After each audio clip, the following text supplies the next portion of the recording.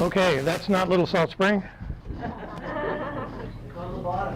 Yeah, well, I was looking for a way of conveying a fundamental fact about Little Salt Spring that is not appreciated by most people, including me until recently. And so these are two new slides in my presentation.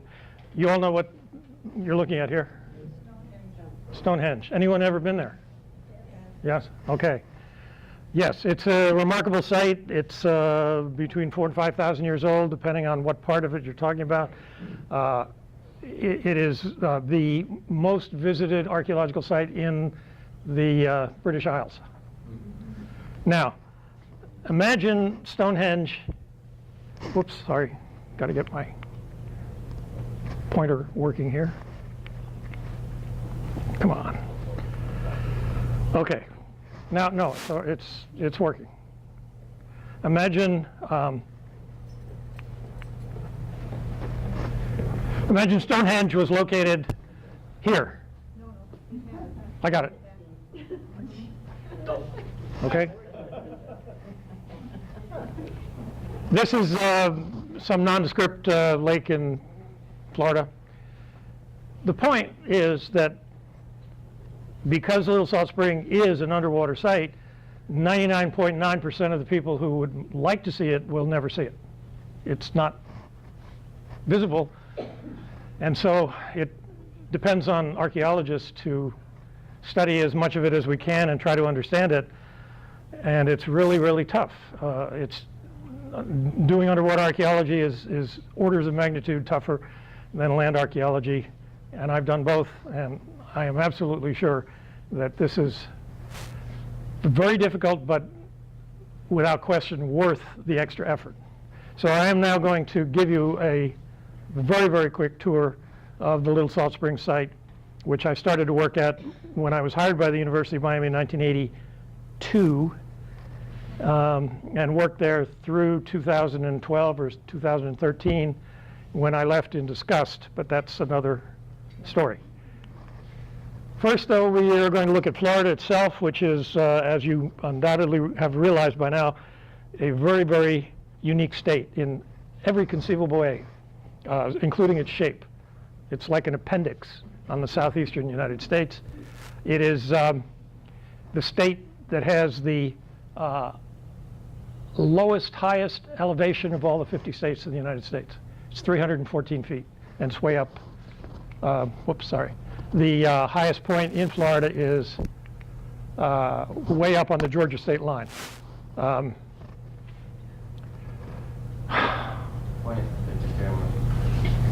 Okay. I mean the projector. Yeah. Okay, hopefully it's going to stop here. This is an 1885, I believe, map of southern portion of the Florida Peninsula, and we are located, let me see if I can get this thing to work. We are located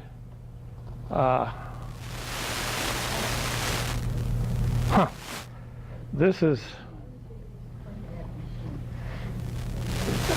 the laser pointer, so it needs to be pointed at the screen. We are located right about there, right? This is Charlotte Harbor today. And if you know something about the history of Florida archaeology, you know that down here, at this time, at the end of the 19th century, right about there is a place called Key Marco, and at the end, the north end of Key Marco, oh geez, what is the problem here? At the north end of Key Marco, interesting. At the north end of Key Marco, maybe if I stand over here.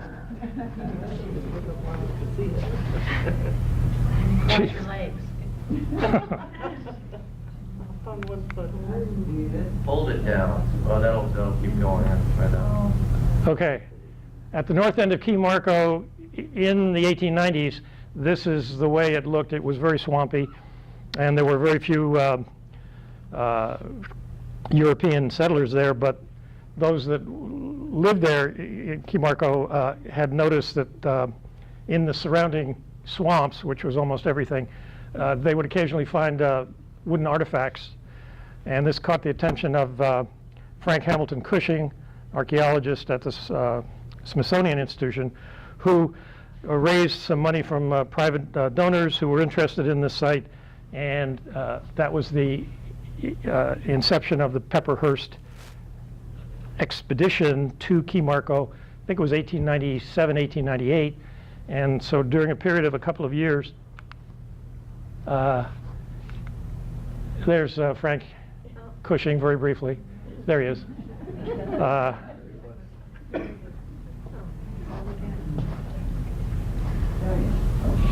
I've never had this happen before, believe me. Okay, so, geez. All right. Let me try and, I have 2 of these because I expect something to go wrong. So let's try this one.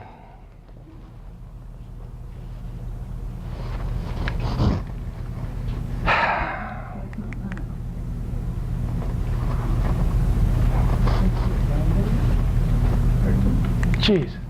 Might be a black hole over there. Yes, maybe it's a black hole. I tell you, well, Let's just all will it to stop doing that. let's just lobotomize it here for a second. Okay.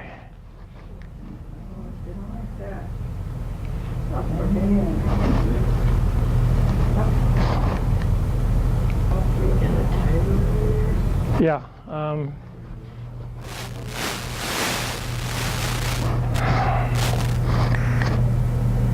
Well, we are advancing, but it's not the way. It's not the way I. We Yep. gotta talk fast. Yes, right. This is. We've all had this problem. What is it? Okay. Stop. That is the famous Key Marco cat, which is on display in the Smithsonian. It is the most important wooden artifact that was recovered by the Pepperhurst expedition in 1897 or 1898, I believe. You are looking, therefore, at the earliest excavation of a wet site. And wet sites are very characteristic of Florida coastal archaeology. And let's just see what happens if I try to advance this again. Okay. The remarkable uniqueness of wet archaeological sites is that they preserve organic artifacts that are normally lost, because 98% or so of all the artifacts that people have used in the past have been, in fact, organic. So here you have a range of artifacts from the Erzgebirge culture, Mesolithic Denmark, and you see some fish baskets and other types of baskets, and arrows, bows, clubs for killing marine mammals, harpoons for seals. And the point is that 98 or 99% of all those things that you see are made of wood or other organic materials. You see the little circle here and these 2 objects here? Those are the only stone objects in that entire collection. Everything else is organic and would not survive in a dry archaeological site. So wet sites give us the possibility, at least, of finding a tremendously wider range of the material culture. So you've got these flint blades, you've got a flint axe, you've got some pottery net weights, but the other 98% is gone in most archaeological sites. Here is a half of a graph that shows the survival rates of archaeological different types of raw materials in wet environments, right?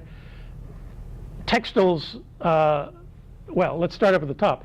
Stone and flint always survive because that's what they do. They survive. And as we descend through these different types of materials, pottery, carbonized materials, bones, shale, antler, shell, iron, wood, plant remains, in wet environments, there's still a reasonable amount of preservation of artifacts made of those objects. You can contrast that now with a dry environment, which is the way 95% of all archaeological sites are. The only thing that survives extremely well, as always, are objects that are made of stone, and particular kind of stone, flint. But from there, look at the drop-off in the survival rates of organic material down here. Almost nothing, just a few percent of the artifacts that are made of basketry or skin or plants or textiles survive in dry environments. So that's one of the arguments to in favor of trying to find and excavate wet sites. The bad news is that they're very rare, number one, and number two, it's very, very expensive to conserve the organic artifacts that we do excavate at wet sites. The person who is primarily responsible for modern-day Florida wet site archaeology is Professor Barbara Purdy, who was at the University of Florida, and now she's emeritus, but she is definitely the originator of modern wet site archaeology. Okay, so that was just a little background about wet sites, and Little Salt Spring is definitely a wet site, without any question. I'd like to now talk very briefly again about the geology of Florida, because that's intimately connected to the wet site archaeology. We're looking up at the north portion of Florida and southern Georgia here. There's a river called the Alapaha River, which rises in central Georgia and flows southward, and it looks like it continues into Florida, and it does in a way, but what happens to the Alapaha River is pretty remarkable. This is the end of the Alapaha River near Jennings, Florida. It goes down a hole, kind of like a sewer, you might say, but it's not a sewer. It is, in fact, a natural drainage channel into the limestone bedrock of Florida. Okay. What we're talking about in general, the most common term that you'll see about this is karst topography or karst geology. This is a remarkable sinkhole that opened up about a decade ago in Guatemala City, Guatemala. You're looking from a helicopter down about 700 or 800 feet into a completely unknown cavernous system of underground caves that opened up suddenly at that intersection, and fortunately only a couple of people were killed. What you're really looking at here from the schematic standpoint is a collapsed sinkhole. That's a really big collapsed sinkhole, but the general geomorphological phenomena that are associated with limestone are these cave systems, and Florida is in fact nothing but karst limestone, and everything that we see in Florida and a lot of stuff that we don't see is ultimately a result of the fact that the state of Florida is made of limestone, and number two, limestone dissolves in water. Here's a very, very small-scale map of reported sinkholes in the state of Florida since 1954. You may have heard of Sinkhole Alley, which runs from Tampa over to Orlando. This is where you don't want to buy a house unless you have exactly what the subsurface geology looks like. There are, in fact, a few sinkholes going as far south as just north of the Everglades, in fact, and not that many up in the north of the Panhandle region either. But sinkholes are a fact of life in limestone geological regions. Now, here's an interesting set of pictures. This shows the evolution of a little baby sinkhole, which opened up one day near a golf course about 3 or 4 years ago. And so the managers of the golf course put up some caution tape, which is nice. And 24 hours later, a rainstorm occurred, and so you had this big puddle of rainwater, and of course what happens to the rainwater? It flows into the sinkhole, and the sinkhole becomes much, much larger very, very quickly, which is very characteristic of sinkholes. This also illustrates the fact that water flows downhill inevitably. And here is another air photograph of one of these remarkably circular sinkhole lakes in the Sinkhole Alley region up around Gainesville, I believe.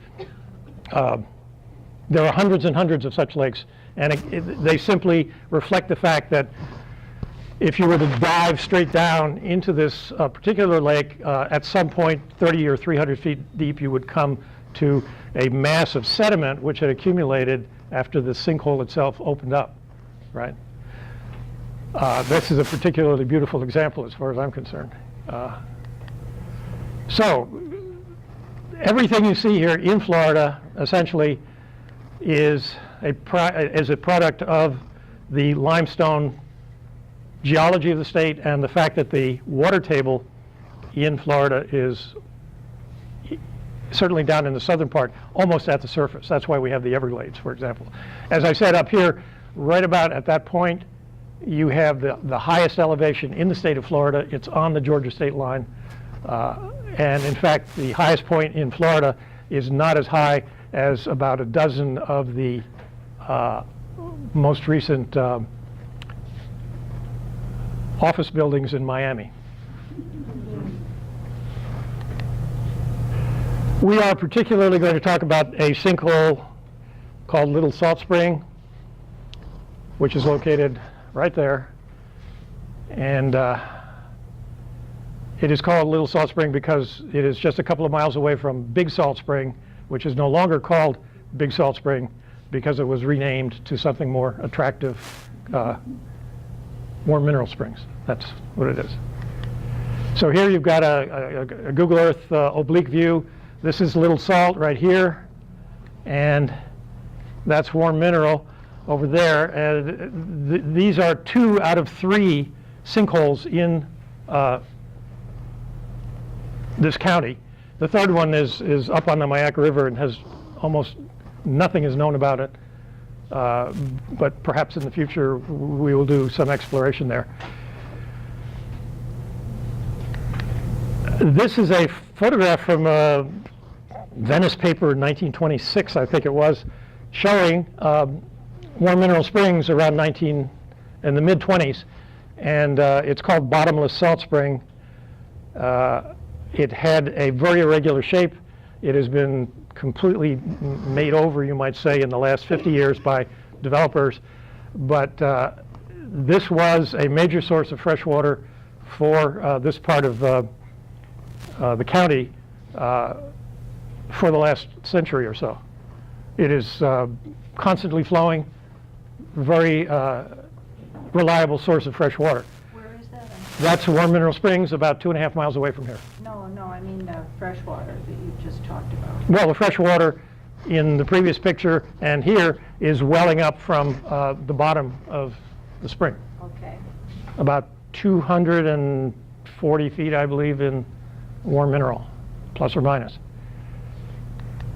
And here is our spring, Little Salt Spring, as it looked from a helicopter in January of 2006. It is not nearly as developed, fortunately, as Warm Mineral was. It was protected, more or less, by being inaccessible primarily, and also because the University of Miami received it as a donation in the early 1980s. The spring plus 112 acres became an archaeological and ecological preserve.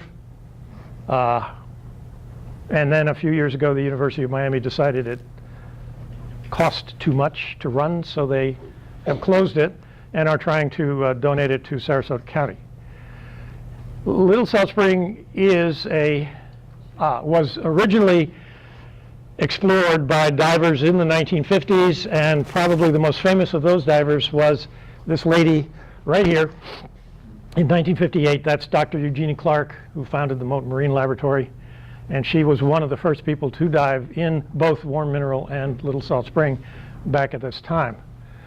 The gentleman out in the water here is Bill Royal, and he also is a legendary explorer and diver in both Warm Mineral and Little Salt Spring.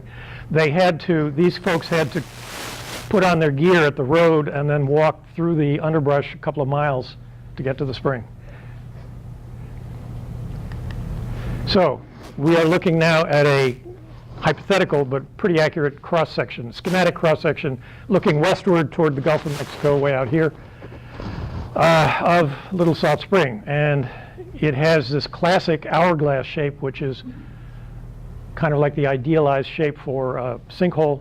But in particular, at Little Salt Spring and at Warm Mineral too, this constriction represents a fundamental boundary between the two environments that exist in the spring. The portion that is above this point, which we call the drop-off, is now 40 feet deep. And this is essentially a pond, although it's not really a pond, as I'll explain in a minute. The portion below this drop-off at 40 feet, all the way down to around about 260 feet deep, is a cave environment. And you would not want to try to explore this or do anything here, work in terms of archaeological work, unless you were very well equipped. This is not recreational diving territory down here. If you have any questions while I'm talking, just yell, okay? Now, Little Salt Spring and Warm Mineral are simultaneously sinkholes, and that's a sinkhole right there, but they are also flowing springs. So they're simultaneously flowing spring sinkholes, if you want to think of it that way. And so this illustrates, this little sketch here by the U.S. Geological Survey illustrates the situation at both Warm Mineral and Little Salt. The water is actually overflowing the edge of the spring, and there's a little creek which is running into the local drainage system, ultimately into the Gulf of Mexico. Now, as the question of whether for any given spring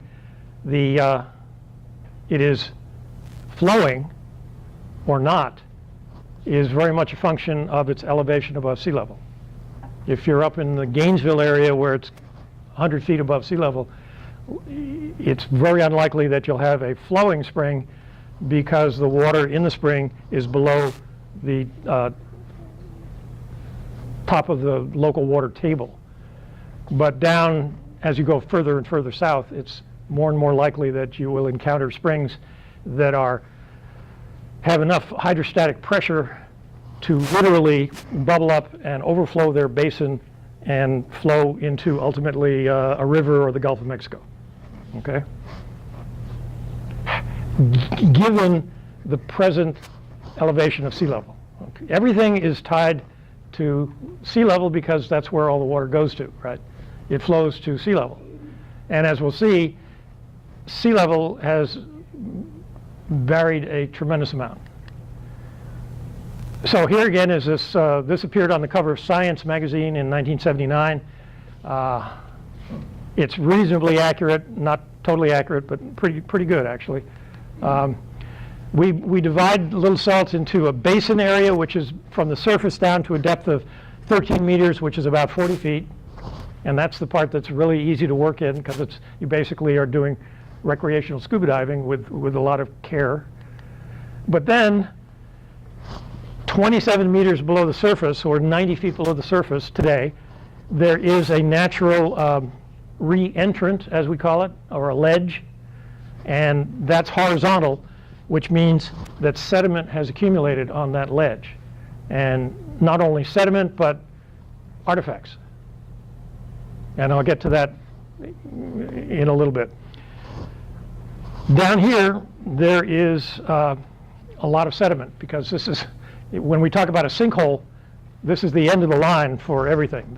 It all sinks to the bottom. And so there's a tremendous amount of archaeological material down there, and we haven't got a clue as to what's the nature of that is. When we took some cores in the bottom here in 1992, sorry, we actually cored right through.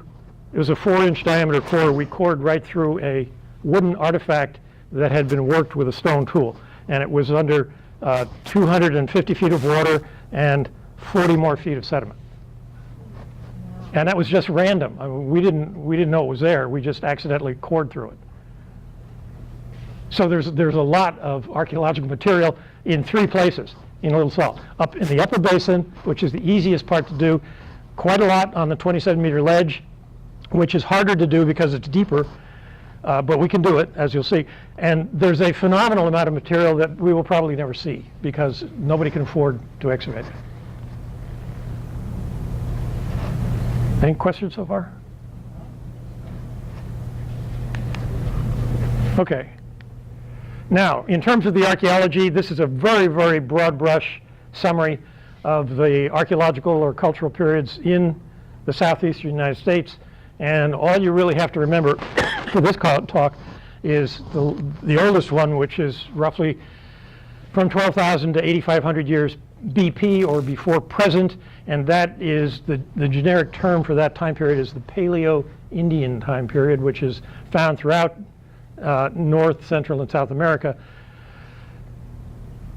which is succeeded by, and these are pretty obviously artificial boundaries here because nobody knew 8,500 years is time to switch to the Archaic, but those are more or less generally accepted boundaries for the subsequent 3 periods, which are called the Archaic cultural period, the formative cultural period, and the Mississippian cultural period. By the time you get to the end of the Mississippian, you are in the contact period with the earliest European explorers. Okay, we're covering a lot of time in this little table. Back to the excavations that were initially done at Little Salt Spring when it was owned by the General Development Corporation, and they funded the earliest archaeological work in the 1970s. This is a schematic view of a 2-by-2 meter test pit that's been dug into the sediments in the upper basin area. And that was done by the initial archaeologist who was involved in the project, Carl Clausen. We went on to expand on and make more precise some of his observations, and we developed with money from the state of Florida actually, we developed a sequence of different types of sediments which represent the different depositional environments, as they're called, that have existed in the basin over the last 10,000 years or so. And the most important phenomenon is this red line here at about 8,600 years ago. These are radiocarbon years before present. This red line corresponds to this underwater slide, okay? The red line basically is a very unique type of sediment called a marl, and all the sediment above the marl is this brown peat, which was deposited in a freshwater environment. All the sediment below this marl layer, this is all sand, and it's wind-blown sand, aeolian sand, and you are looking at 3 prehistoric artifacts that are just sitting there in the sand that we just happened to expose while we were digging our test pit. How do you choose where you start? Yes, this was chosen, that particular square, well, I'm generalizing a bit, but our squares were chosen using a random numbers table. I mean, it was totally random, literally. And so that gives you a sense of the amount of archaeological material that's in. You can't dig a hole in Little Salt Spring without hitting something important, basically. Wind-blown, aeolian sand, yes, right. Because what you're looking at here is the sand surface of the basin before it was submerged by the rising level of the spring, okay? Does that make sense, I hope? These 3 artifacts, 1, 2, 3. This is number 1. It is a type of oak tool that we call a boomerang, We found 7 of them over a period of 10 or 12 years. They're all broken in approximately the same place, so we don't have a complete one. And they are beautifully shaped. They're all made of oak, and we don't have the faintest idea what they were used for, which is typical of what we find in Little Salt Spring. And the reason for that is that we have the only examples. So we can't go to a book and look it up. There are no books. The second object that you saw in the underwater photograph, after it has been restored by a conservator, we are reasonably sure that we know what this one is because this type of antler, this is from a deer antler, and it's been polished, and a perfectly circular hole has been punched through it. And these have been found at other wet sites in the Florida Peninsula. We're not absolutely sure what they're used for. If you want to be as general and diplomatic as possible, you call it a hammer. A hammer. Maybe it was a hammer, I don't know. But the point is that this is made of deer antler that is approximately 7,000 years old. It has survived underwater in this anoxic environment. Anoxic meaning no oxygen. And that's the only reason that all this stuff has survived. I guess I don't have a picture of the third object, but here is a mosaic of about 30 individual underwater pictures. So the camera is pointing straight down, and you can sort of see the square areas here. So this has been constructed from 50 or 60 individual underwater photographs, and you were looking at a 2 meter by 2 meter square, excavation square. Every single one of the yellow tags that you see represents an object that we thought was important enough to save, and most of them are artifacts. So within this 2 by 2 meter square, and as a matter of fact, it looks to me like this entire screen is roughly 2 by 2 meters, if you want to get an idea of the real size of a 2 by 2 meter square. But we found in this one level, as we were excavating down, over 50 or 60 objects that we felt were important enough to map and photograph and tag. And the majority of them are made of these perishable materials like antler and wood and bone, which you would never ever find at a land archaeological site, ever. And you might wonder about the age of this. Well, that's what we did anyway. So this is the northern edge of the square. Southern edge of the square is right here. Just to give you an idea of the size here, each one of these labels is about 1 inch wide and about 6 inches long. So you have some idea of the scale. Down right there, I don't know if you can see it at all from where you're sitting, but that is something very important. Capital V, capital I. Here is a close-up view. That's our identification system, 1408551A01. The A at the end stands for artifact. This does not look like an artifact, but it is, in the sense that it is the bottom portion of a gourd, water gourd sort of thing. It is the original material. It's approximately 7,500 years old. Again, you can't see the fact that the water in which this is sitting, all of this stuff is sitting, has no dissolved oxygen. So there has been no decomposition. This gourd fragment, and it's literally only the bottom of, gourds like that, it's only the bottom portion of a gourd, but it's the original gourd. And this was very carefully sampled, and a portion of it was sent to a PhD student at the University of Penn State University, who was able to extract the DNA from this gourd.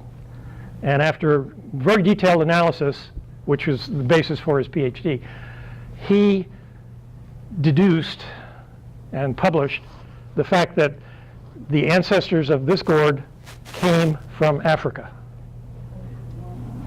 Now, it's not that people carried gourds across the Atlantic Ocean. Apparently, African gourds with that kind of DNA had been migrating following the currents for hundreds of thousands of years. But it solved an ongoing debate about whether bottle gourds, this is a bottle gourd, originated in North America, originated from East Asia or from Europe. And there's no question now they came from Europe, or Africa actually, now that I think about it. But they came across the Atlantic from east to west. They did not come across the Pacific. And the only reason that this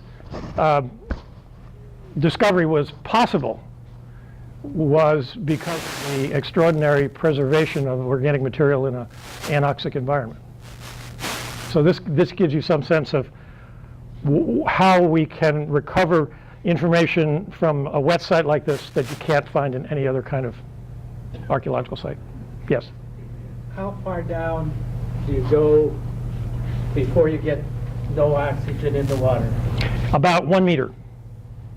Generally speaking, the average boundary between oxygenated water in contact with the air and the anoxic water is plus or minus a meter plus or minus a decimeter or two. It varies a little bit, but that's, so the entire basin and everything below a depth of a meter is, all of those sediments contain organic material like this. Other questions? This is the article that appeared. You can certainly look it up if you like to. Transoceanic drift and the domestication of African bottle gourds in the Americas. This is a big deal when it appeared, and it got Mr. Kistler his doctorate. Now this is again the same square where we had found a year or two earlier where we had found the bottle gourd fragment, but now we're at January of 2012, and we are continuing to excavate. We had a field school, and every January for about 2 weeks we would excavate approximately 4 to 5 inches of sediment. That was considered a very successful season. And we'd close this thing up, cover it with aluminum or plastic, and then come back a year later for another field school. It's archaeology is slow work. If you've ever done any archaeology anywhere, whether it's underwater or not, it's slow work. So this is a close-up view of every artifact that or every item. I shouldn't say it's all artifacts, but there are ecofacts too, which are traces of the natural environment. They're all tagged with these little bamboo sticks from public supermarkets. We used to buy out all the bamboo skewers that public supermarkets had, thousands of them. Now this is extremely interesting. This is in that very same square, and again we're another 10 or 15 centimeters deeper, but in the southeastern portion of that same square, Operation 14, we have come down upon some in situ, in place remains. This is another one of those wooden throwing sticks, just like the one that we saw earlier. It's not the same one, but it's the same tool. This, here, here, and here, those are 3 articulated vertebrae from a very large deer. The fact that they're articulated means that the animal was killed there and probably butchered. There are a number of other artifacts as well right here, but the fact that we have these articulated vertebrae, and we wish we had more of the skeleton, but apparently it was taken away. It indicates that it is what archaeologists call an activity area. It is a place where people probably skinned the deer, butchered it, and they left this portion of the deer's spinal column there because they couldn't eat it, so they just left it. That's very important because it indicates that potentially there could be hundreds of such activity areas scattered throughout the entire 360 degrees of the basin. We have only when we were forced to stop 2.5 years ago, 3 years ago, we had, and this is an obvious question, I'm surprised nobody asked me it already, we had excavated approximately 5% of the upper basin. The other 95% is totally unknown. Steve recovering another one of these oak tools of unknown function. So that is in fact, oh, I guess I don't want to do that. That is in fact number 8 of those wooden tools. We still don't know exactly what they were used for. Here are 2 examples of a different type of tool, which is not very large, right? This is 15 centimeters, so that's only about 6 inches or so. They were found in different years, in different squares, and I've actually reversed this one to make it correspond to this one. This is a piece of oak wood that has been sharpened in such a way that there is some sort of like a notch for a string, and it was apparently tied to the other end to make sort of like a miniature bow. And we have no idea what this is used for. But we've got at least 2 examples of this tool of unknown function. It is again roughly 7,000 years old. And I'm probably going to stop right about now. I just want to show you this last item because we're very short on time, I'm afraid. Dr. Gifford, this is more interesting than anything I've got to say. So, Okay. please continue. I will go on and at least down to the 27-meter ledge, and then I'm stopping, okay? This is a picture in situ of an object that is showing up as we're excavating, and we give it a label. We don't know what it is, but we're pretty sure it's an artifact, so it's got an A, and we have to wait another year before we complete the excavation of this thing, so it was kind of difficult to wait, but we did. Here's the object after it was removed and cleaned. It is, we didn't date this. This is made of deer bone antler, but we didn't use the antler for a radiocarbon date. There was a piece of charcoal right next to it, and we assumed that the charcoal was the same age as the antler fragment, so we dated the charcoal at 10,300 years before present, which makes it late Paleo-Indian. Now, what is really interesting about this is, and I think you can see them here, there is a series of parallel incisions on that surface. And it's, I don't think, coincidence that there are 28 of these incisions. And in the paper that Steve and I published, we were very conservative. We call it an incised antler artifact from Little Salt Spring. But essentially, what it boils down to is it's potentially some sort of a way of keeping track of lunations, 28-day lunar months. This sort of timekeeping device is very common in Upper Paleolithic Western Europe. You may have seen pictures of them from France and other countries. This is the first one that has ever been found in the Western Hemisphere. It is, as far as I know, it is sitting in a well-padded box in a storage room in the anthropology department at the University of Miami. And this, from 2011, so this is only 4 years old, was found in that very same square, Operation 14. We probably could dig in that for the rest of our lives if we could dig. We could dig in it for the rest of our lives until we came down on bedrock. We have to stop when we reach bedrock, obviously. But we are nowhere near reaching bedrock. And so even if we'd had the money and the permission to do so, we would probably still be excavating in Operation 14 for the next couple of decades. This thing, and I call it a thing because this is the only one known in the world. This is made of antler, bone. These are pieces of oak. It's a shaft. We had to reconstruct it. What was the date on this? That's the date around 9.2 radiocarbon or about 10.4. Okay.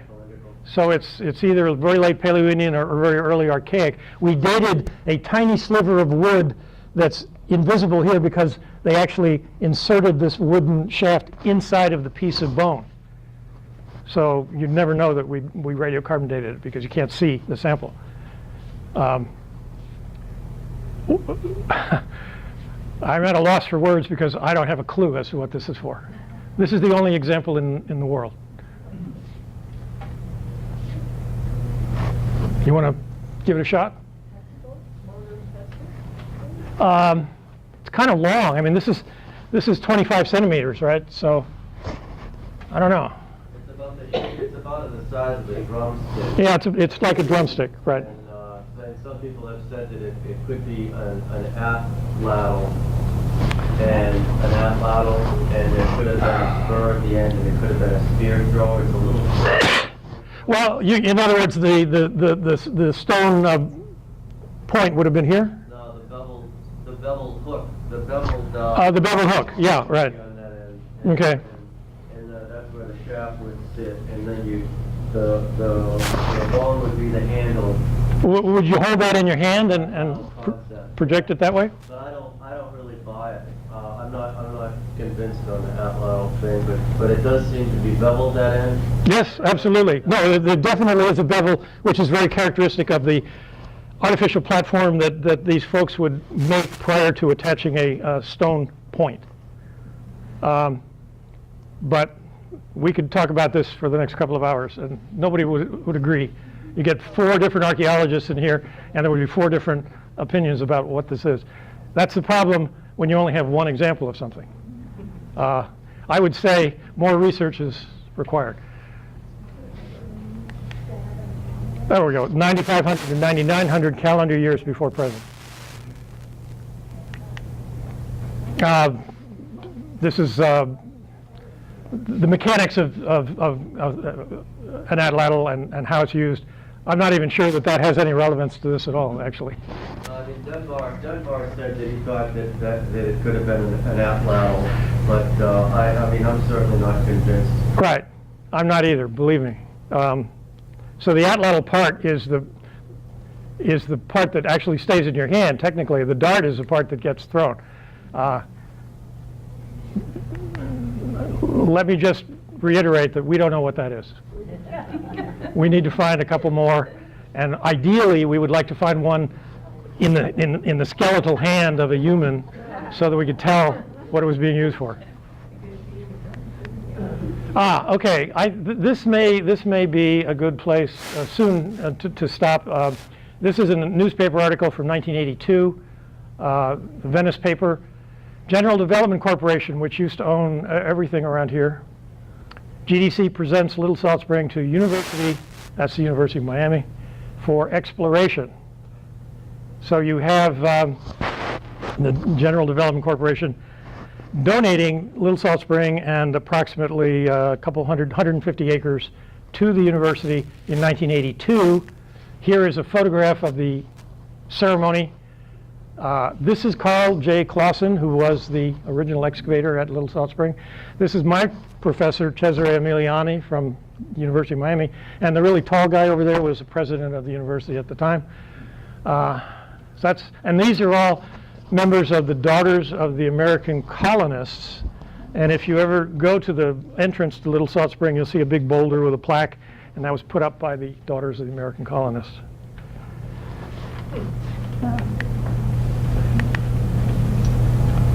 And there was an editorial saying how nice the General Development was to donate this.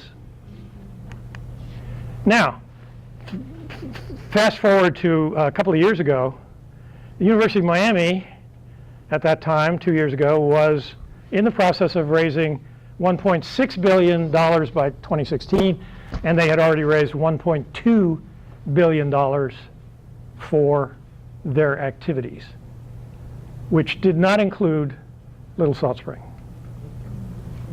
which was costing the university approximately $100,000 a year. And that was considered too much money. So that was the point at which the provost and the deans said, well, we're very sorry, but we're going to have to close Little Salt Spring, initially they tried to sell it, but then it was pointed out to them it was donated to the university in 1982. So they said, okay, we'll donate it to somebody else. And as far as I know, Sarasota County is the potential recipient, but that's been, what, 2 years, 18 months, something like that? We don't know what's happening to Little Salt Spring. I'm sure you all are aware of that fact. All I can say is it's very unfortunate. This is one of the most important archaeological sites on land or underwater in the United States, if not the world, and nothing's happening. So on that very positive note, I would like to end, and I'd be very happy to answer any questions you might have about Little Salt Spring. Yes? Well, you gave us a percentage, I don't know if it was 5% or so of that, the upper... Basin, the basin.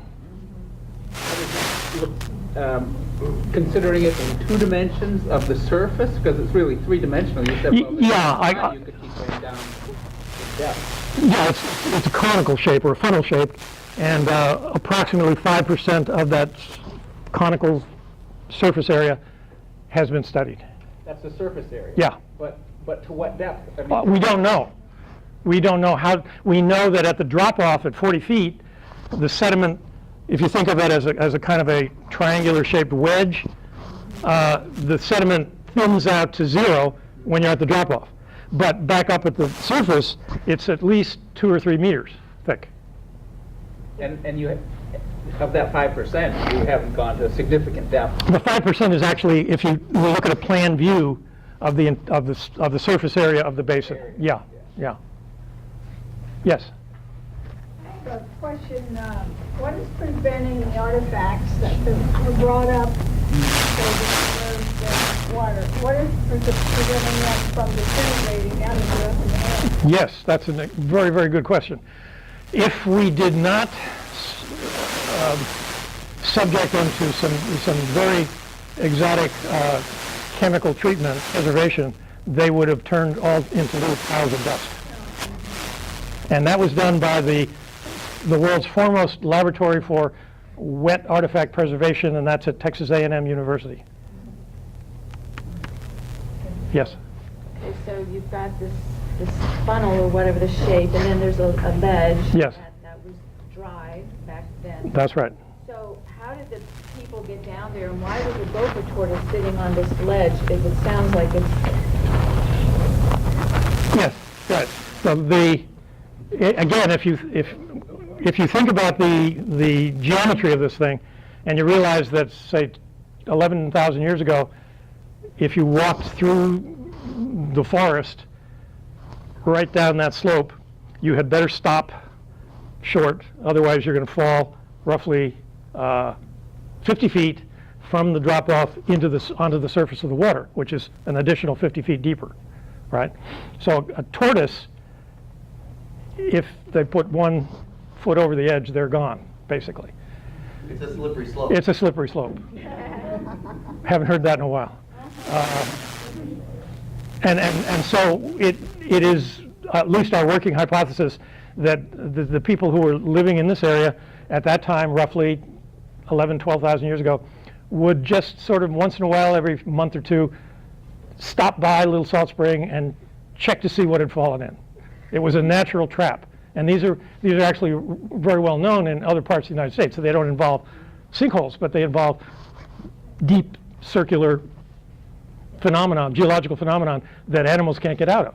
But people can lower themselves down on a rope and butcher the animals and raise themselves back up. Yes? It's called Little Salt because I assume there's little salt.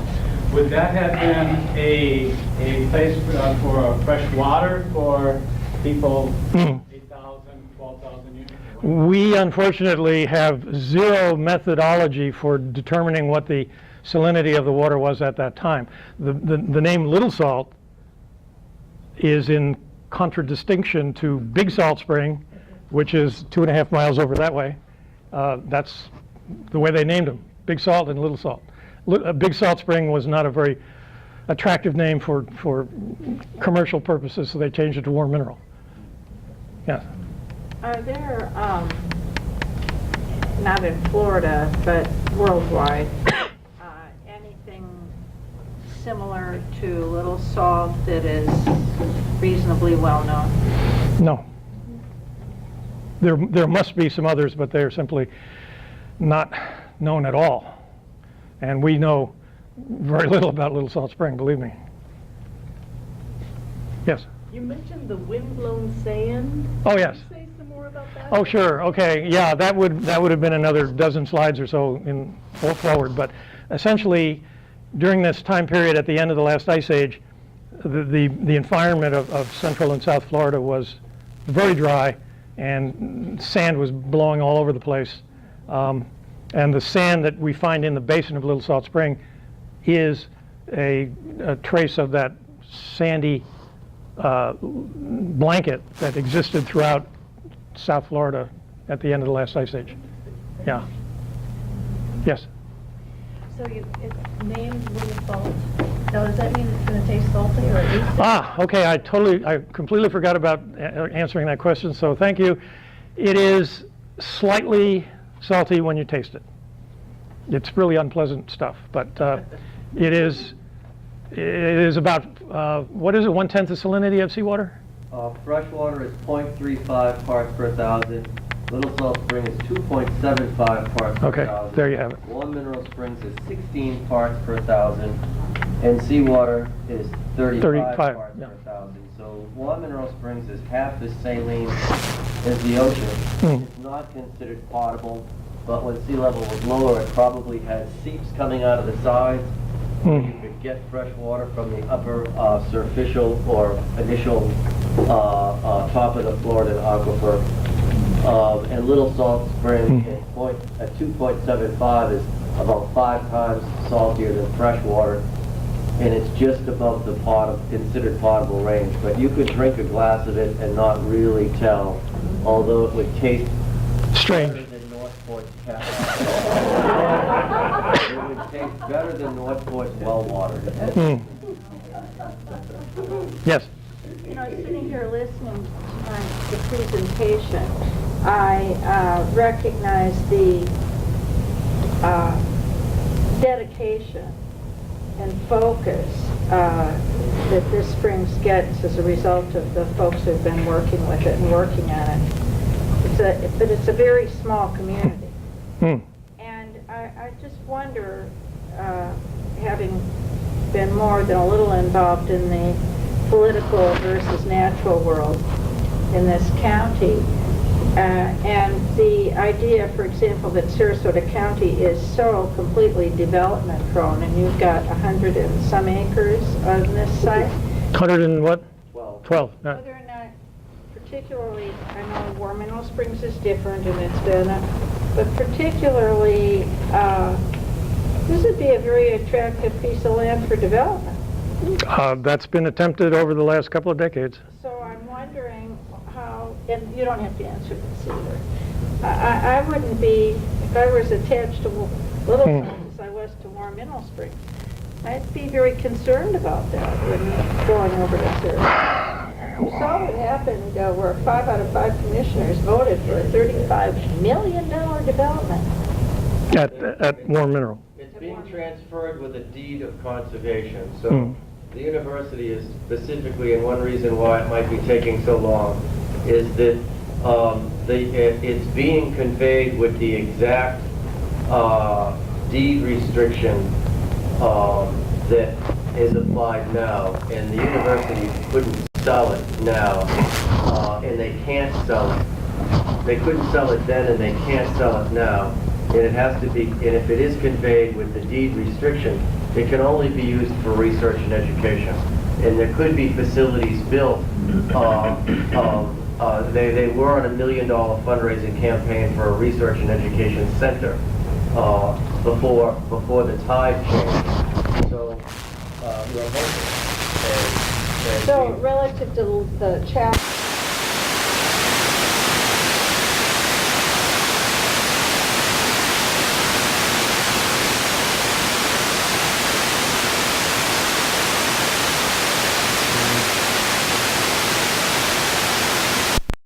from the Pleistocene.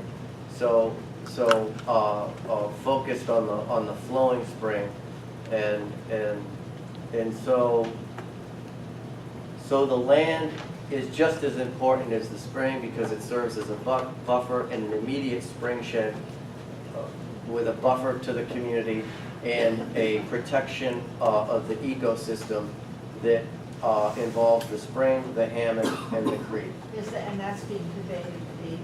And that is all being conveyed in the conservation easement. There has been talk otherwise, but if it's conveyed appropriately, then then the entire property will be protected. I've spoken to those involved with Sarasota County Commission, and it isn't Warm Mineral Springs, although Warm Mineral Springs has been seriously compromised. It certainly has the potential to be further compromised, and that's a whole nother ball game, as you know. Yes, But I do. but Little Salt Spring is that last relic remnant. The skin has never been impacted. The red mulberry is an endemic species that's been there for at least 12,000 years. You might consider, I've been studying lately a thing called Lake Hades. You guys may or may not know about that. It's in Hungary. Oh. It's a very popular, it's a very big thermal lake with properties similar yet dissimilar to Warm Mineral Springs, where in Hungary the culture is such that they study things and they know what the content of water is and they know what it works for relative to healing. And they have daily posted, cyclical, seasonal of how warm the water is. Haviz is a very, very interesting study. And one of the things they're trying to do is make it a World Heritage Site, which it seems to me, relative to a Little Salt Spring, with the amount of attention you guys have on this, you might be, I'd get busy on that. It's Getting- eligible. It's an eligible National Historic Landmark, and it's an eligible World Heritage Site. Well, you could probably get that movement. Because if don't forget, you're dealing with Sarasota County. No more need to be said. Sarasota County has committed to the preservation of Little Salt Spring, and we'll see how that goes. Mhm. But I'm just saying, if you get the attention around it of a World Heritage Site, then you've got a blanket of eyes and one of the ideas I've had lately, and I wasn't going to talk about this, and I'm just going to drop it. When the Dalai Lama was being attacked by the Chinese all around him, and they had to leave, he came up with the brilliant idea, the only way our culture is going to survive is if we go worldwide. And they did, and they were very smart about doing that. And I thought about lately a World Springs Association, where I don't know exactly how it would work, but anyone who had a significant interest in a spring or had knowledge, you could start it out on a globe and start, and maybe, I don't know where this idea would go, but just that the idea was kind of lifted from what I watched the Dalai Lama do, because we have, we're not the most popular thing on the list. I would like, as far as the county is concerned, I was at a county commission meeting when this was first discussed, as far as a transfer or a gifting. And there, I believe the council for the county brought up that there may be a gray area if whoever gets it from University of Miami may not be able to do it. But then if it's transferred to another person, then there may be a slight opening as far as what happens there. And at that time, the commissioners unanimously said, no, we want to keep all of the restrictions plus the Northport restrictions that have. However, I respect what you're saying, but are these just about 3/5 of the same commissioners who brought Warm in Mill Springs as a parkland site, which a parkland site was voted in on a referendum to do environmental protection on. So I have about that much trust in anything that happens when their lips are moving. And so that's why I say, and I'm not trying to be a wet blanket here, I'm just very protective and watching. That's why I say the more attention. Jeff Motes, who's the regional director for Florida Public Archaeological Network, also has thinks that Little Salt it has all meets all the criteria for I World go Heritage. for that, full speed ahead. Yeah.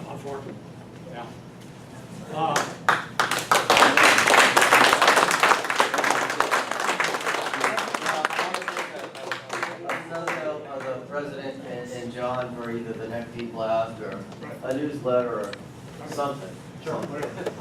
All right, so. This is we have what, a lifetime achievement award. We've given you hats, a hat. We've given you a print. It's finally time we coughed up a small honorarium. So. All right, let's see if I can get this. Did my battery go? I don't think so. It's been a bad night. Hold that pose. One more time. You can never take too many. You can never take too many pictures. Oh, sorry. When you're, especially when the camera's working. And there's no good up over us, stand by. All right, everybody hold their breath. Well, those two will work.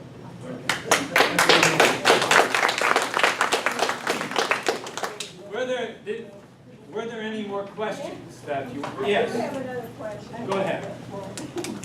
Of all the human remains that have been found down there, do you think they fell in by mistake, were thrown in by on purpose, or how did they get there? What was the question? Maybe it was a watery grave.